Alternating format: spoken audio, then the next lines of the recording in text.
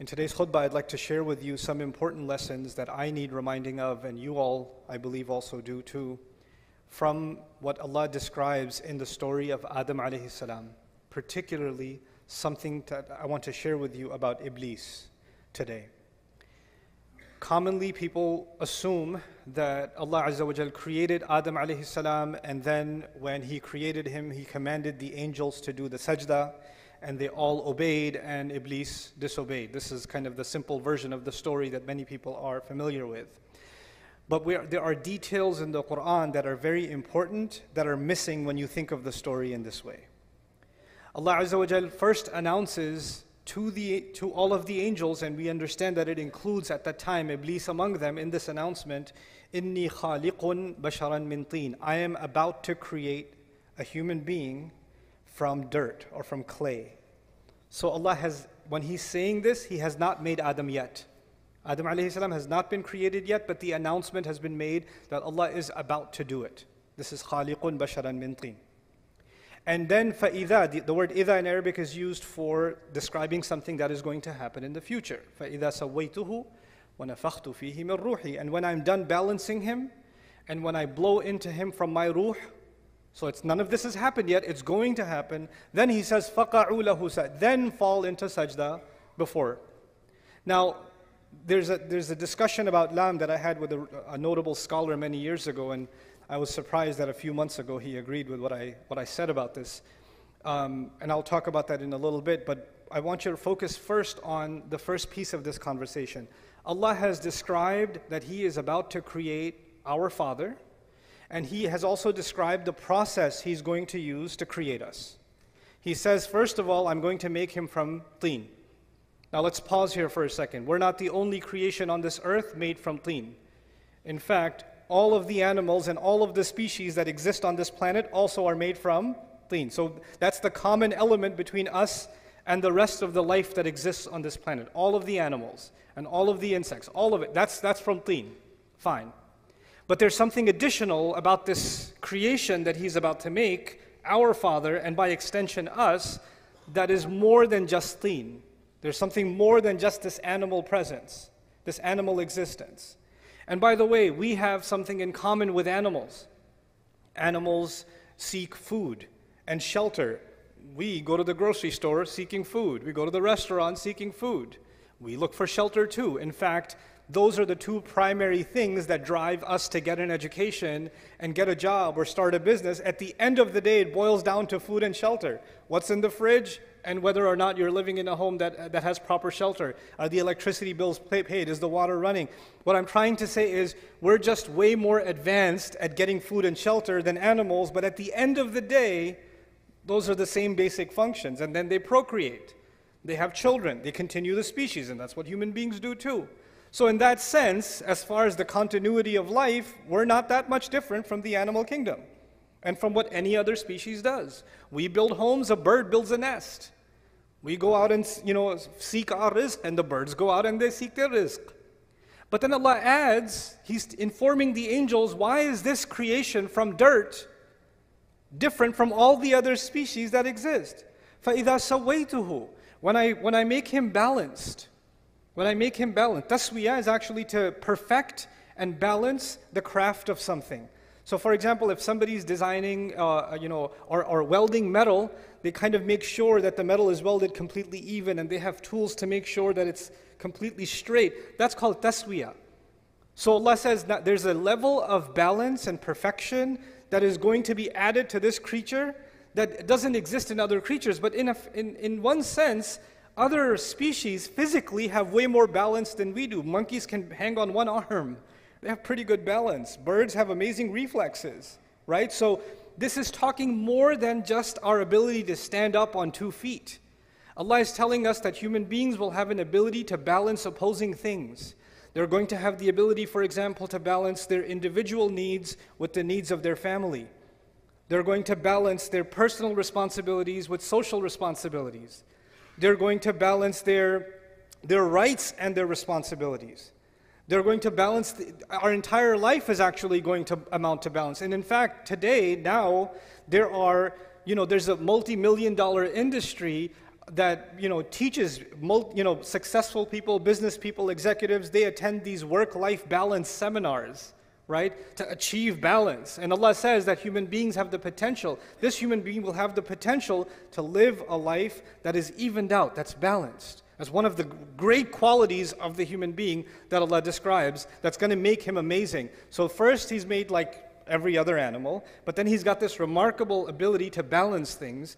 And then he says, on top of all of that, وَنَفَخْتُ فِيهِ مِن رُوحِي. By the way, one aspect of balance before I go further is he says, the balance is actually between our impulses, our emotions, and our thought process. So let me explain what that means.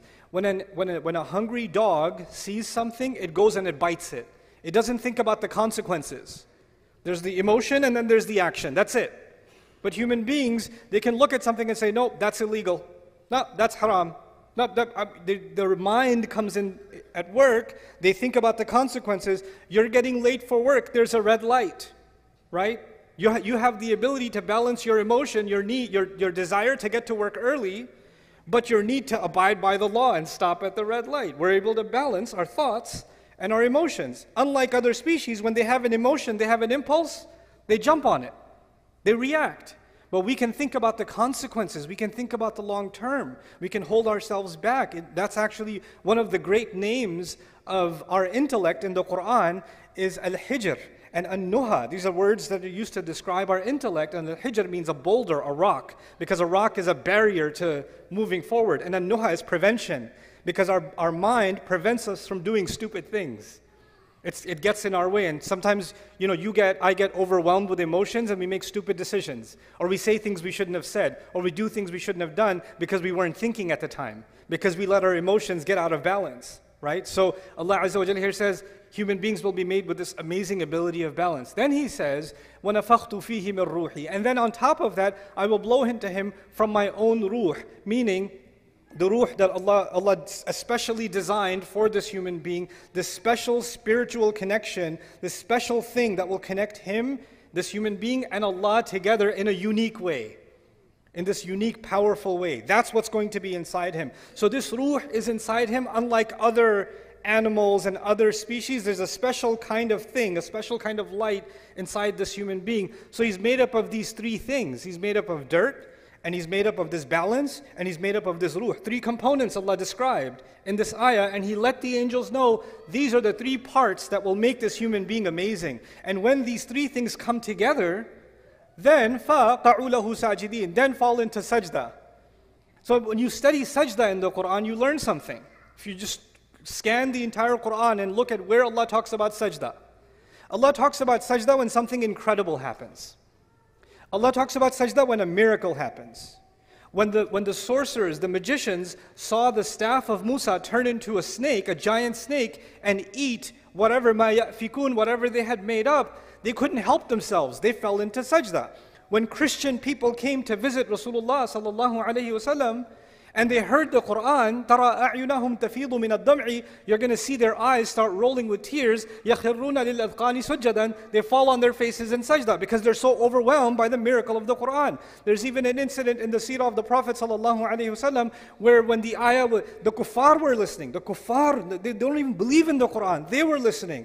فَأَنذَرْتُكُمْ صَاعِقَةً مثل صاعقة عاد وثمود. When the ayah came, I warn you of a thunderbolt like the one that came to Ad and Thamud. They fell into sajda. They couldn't even help themselves. They fell into sajda. The Quran is describing over and over again when something overwhelming happens, something incredible happens that Allah does that only Allah could do, that a human being feels so powerful, it's like their knees buckle and their pride disappears, and this thing that carries our pride falls on the face. In every culture, historically, this is the place of pride. This is why the king wears the crown here, not on the wrist.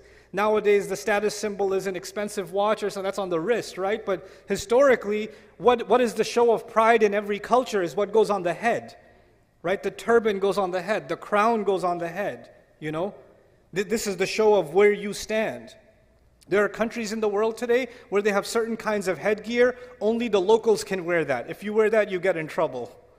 You can wear a different color. You can't wear, that's their color. That's the elite class. This is our pride. This is our sense of position in society. And you know what? All of that disappears when you recognize the power of Allah. You're overwhelmed by that, you just fall into sajda. That's what the Quran describes over and over again. And Allah is making a claim here to all of the angels. And the angels, it's important to note, the angels don't just see the seen. The angels are creatures of the unseen. So what is invisible to us, like the arsh of Allah, what is invisible to us like the jinn, what is invisible to us like the secrets of the skies, many of them, the angels, they travel through the skies. So we can be amazed by a mountain or an ocean or a waterfall, the seen world, that amazes us. When somebody studies the universe and looks through an electron microscope, they can be amazed by the vastness of the seen universe. Can you imagine? Add to the seen universe those that have seen the unseen also. How much more amazed by what Allah does are they? And then on top of that, they get to communicate directly with Allah. Allah talks directly to the angels. They're not like us. They have direct back and forth communication with Allah. And Allah is telling them that this creature is so incredible. Of all the vast universe that He created, of all the things that He put in this remarkable seen and unseen kawn, He says this one thing is so powerful that every last one of you should be overwhelmed at what Allah has done when He created Adam. That you should fall into sajda. You should just be like in awe of this incredible miracle of Allah that deserves that all of the angels of Allah, فَسَجَدَ الْمَلَائِكَ كُلُّهُمْ أَجْمَعُونَ, all of them, all together fell into sajda. The thing is, when the staff of Musa alayhi salam incident happened, a few magicians fell into sajda. When a few people heard the Quran, a few, the disbelievers fell into sajda, or some Christians fell into sajda. You find some fall into sajda. And you find in this one incident, every angel that Allah ever created is commanded to fall into sajda. How big of a miracle, how big of a deal is the creation of Adam alayhi salam? How powerful is this creation? When you contemplate that, and again, Adam has not been created yet. This is just the announcement. Why should you be so amazed? What deserves this sajda? What warrants it? Why should they fall on their faces? Well, it's because of these three things. إِنِّي خَالِقٌ بَشَرًا مِّن طِينٍ فَإِذَا سَوَّيْتُهُ وَنَفَخْتُ فِيهِ مِّن رُوحِي. Then الفاء السببية, therefore or thereafter fall into sajda. The fa could be sababiyah too. Thus you will fall into sajda before Him. So now this announcement is made. And Iblis, we know, heard this announcement also. And if Iblis heard this announcement, he also knows that Adam is made up of three things. I keep saying three things so it sticks in your head. Three things, three things, three things. But we know that when Allah tells us that when he refused to do sajda, he turns to Allah. He doesn't say خَلَقْتَنِي مِن نَارٍ وَخَلَقْتَهُ مِن طِينٍ وَسَوَّيْتَهُ وَنَفَخْتَ فِيهِ مِن رُوحِكَ. He doesn't say that. He says, you made me from fire, you made him from dirt. That's just one of those three things, isn't it? There's two more things. And he knows about those two other things. He knows about the taswiyah, the balance of the human being. He also knows about the ruh that is inside the human being. But when he complains to Allah that you made him from dirt, he pretends that he doesn't know about those other two things. But he does. He fully knows.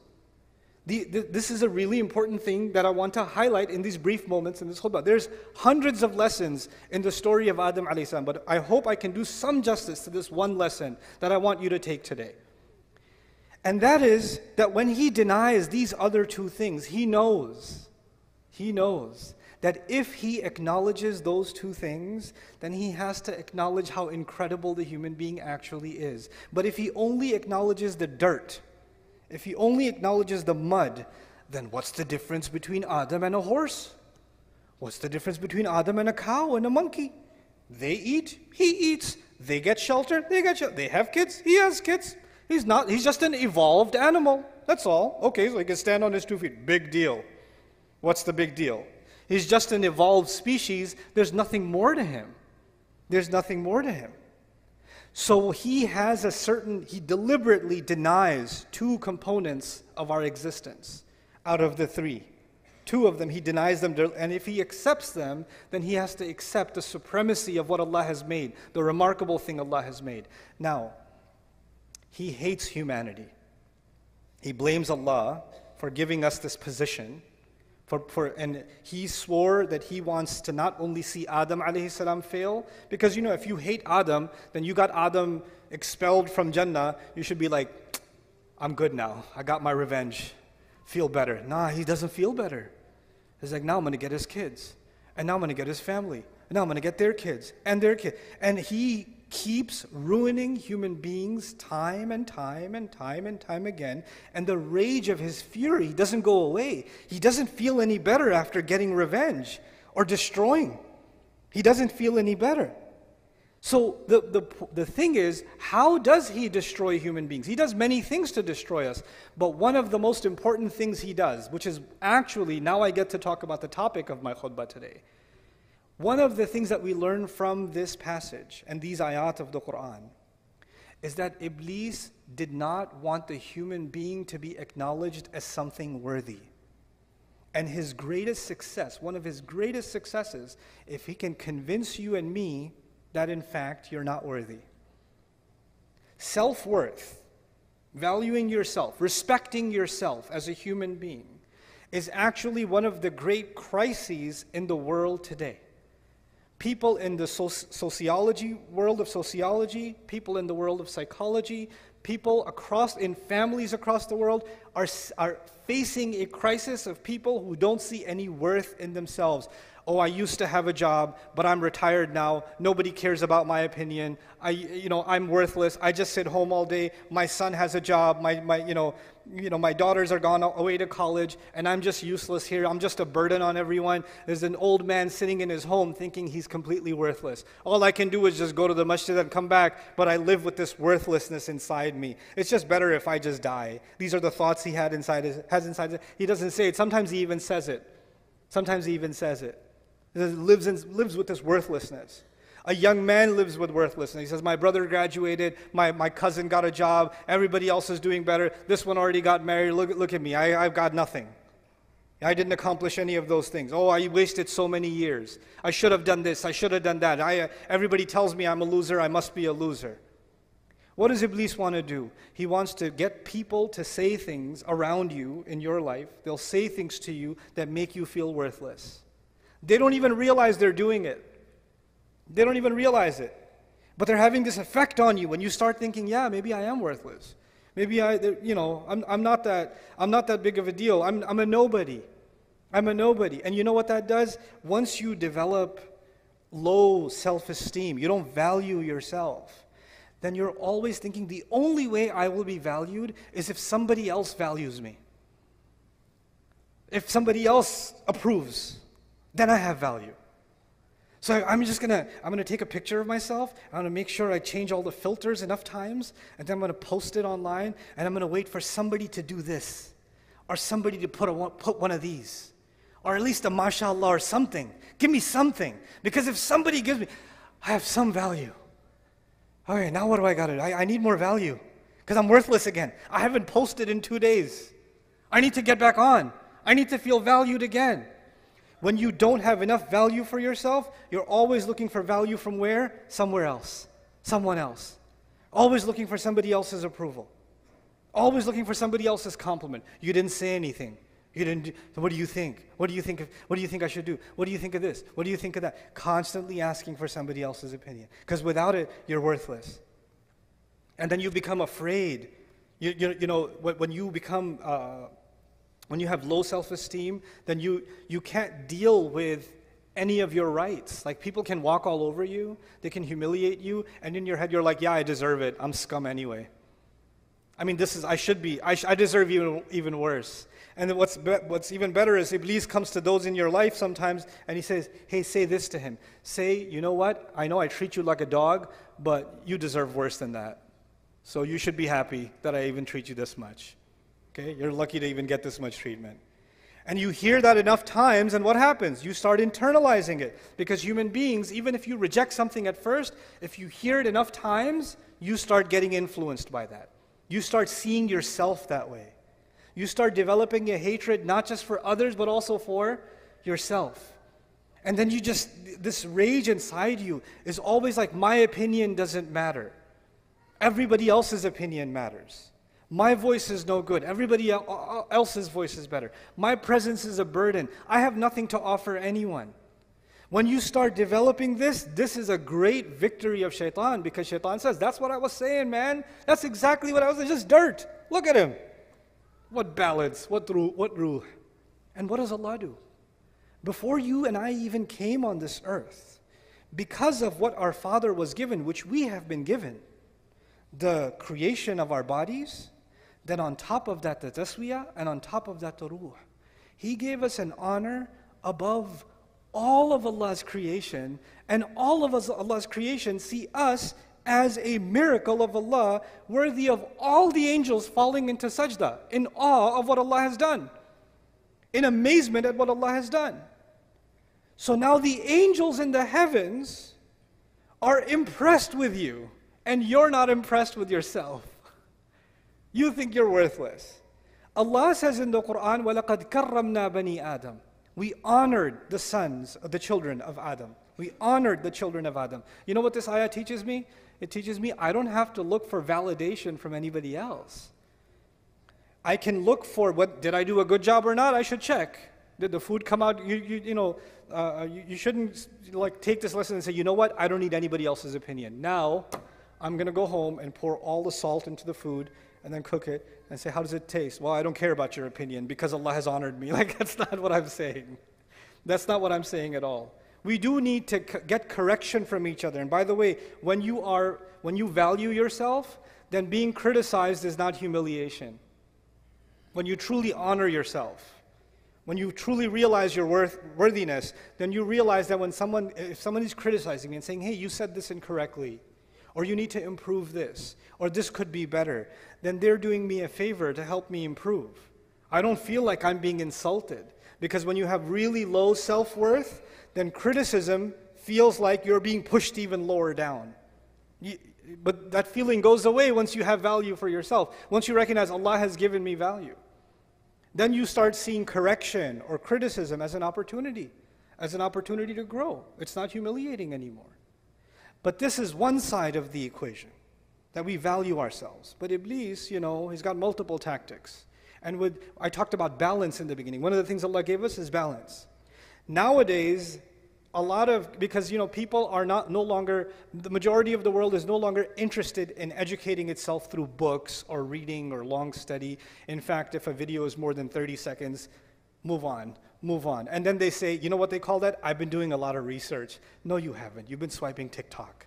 That's not called research. But I've been doing a lot of research into psychology. No, you haven't. A 3-minute YouTube video was not research into psychology. You haven't studied anything, right? But we've become accustomed to quick sound bites, quick kinds of education. And as a result of that, we want quick validation. And one of the things that's happened in a lot of this social media environment is one subject that keeps coming up is self-love, self-worth, self-esteem, which is what I'm talking about too. But you can take that too far. You're amazing. You're the best. Believe in yourself. You. Nafsuk. And you're like, yes, nafsi. And you become obsessed with, I'm awesome. I'm amazing. And then some parents do this to their kids. You're the best. You're the best ever. You're the princess. The little 4-year-old girl. You're my princess. Everybody else is ugly. You're the prettiest. You're the best. And this little girl turns into a monster. She goes at school and she goes, the princess is here. Kiss the ring. She develops this inflated sense of self.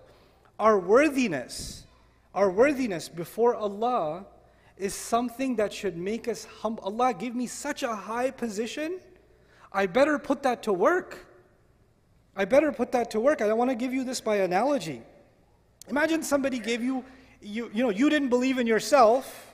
You don't think you're that good, but you applied for a job anyway, right? You applied, they're like, I'm pretty sure they're not going to hire me. You get a call back, and they want to give you the executive position, way higher. And from what you know of yourself, you're like, I'm so not qualified for this. But you get put in that position anyway. Now, once you get put in that position, I want you to think about, and I want myself to think about, what's going on in my head inside? Am I thinking, yep, the boss is here. Watch out. That's my chair. Or are you thinking, I have been given such a high position, I better live up to this. I better up my game. I better learn more. I better become more adaptive. I better, honor this role that I've been given so I can actually prove my worthiness.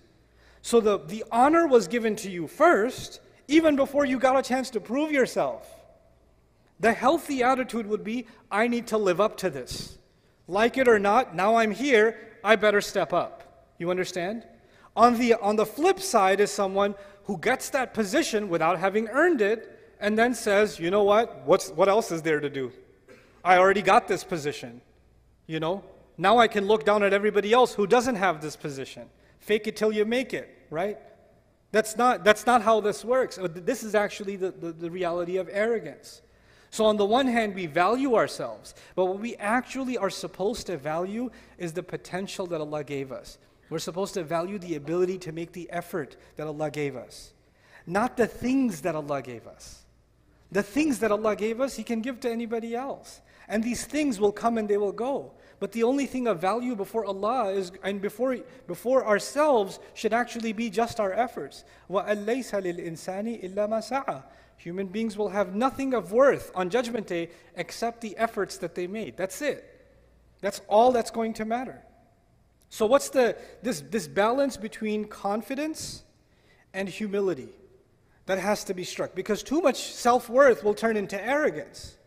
And too much humility, then you start thinking, I'm nothing, I'm nobody. I'll give you an example of this that I saw in the Islamic space. I was at a university many years ago. There were almost no Muslims in the university. 5 or 6 young men that are Muslim students in the university, right?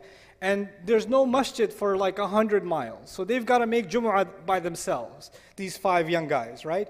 And one of them is a Hafiz Quran. So obviously it falls on him to kind of prepare something, learn a little bit, to be able to give the khutbah and to lead the prayer. And he won't do it.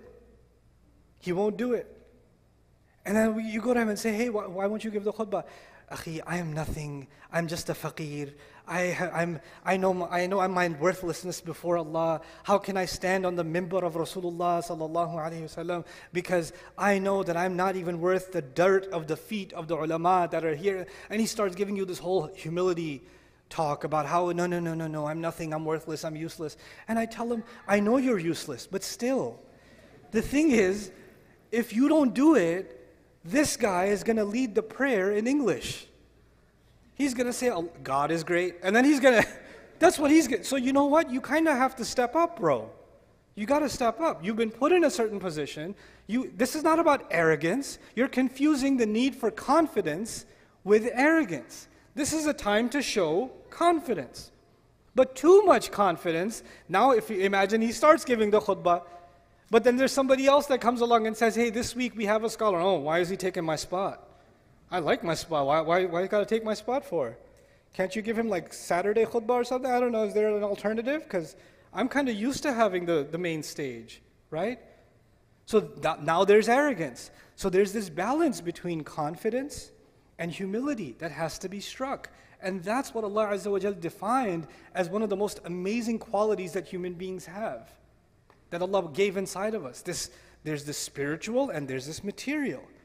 There's this confidence and there's this humility, and they both coexist. There's taswiyah all the time. And it's remarkable, right, that on the one hand Allah mentioned dirt, and on the other hand Allah mentioned the ruh, the two opposites, and in between them He mentioned balance.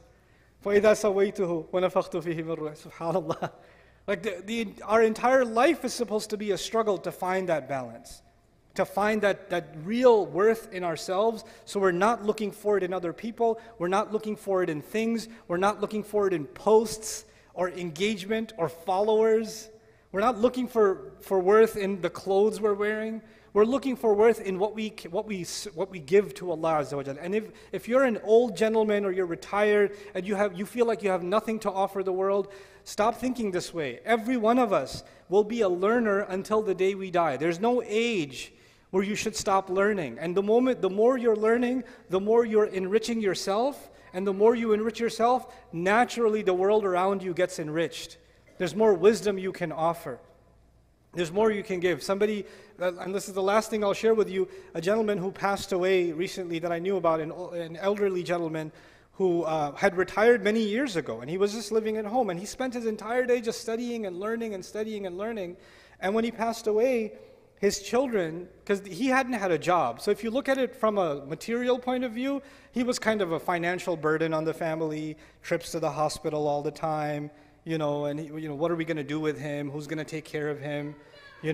But on the other hand, when he left, all those kids and his grandkids and all of them, you know what they remember? The things he used to read and he used to share, the wisdom that he used to share.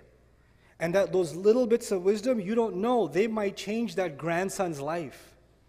There may be a time where, just like Allah describes Yusuf alayhi salam, لَوْلَا أَرَّآ بُرْهَانَ رَبِّهِ, Yusuf alayhi salam heard some bits of good counsel from his father Yaqub when he was little, and so many years of his life he held on to Islam. The only tarbiyah he had were some words of wisdom he heard from his father years ago, right? So no goodness is worthless. No good effort is worthless. No human being is worthless.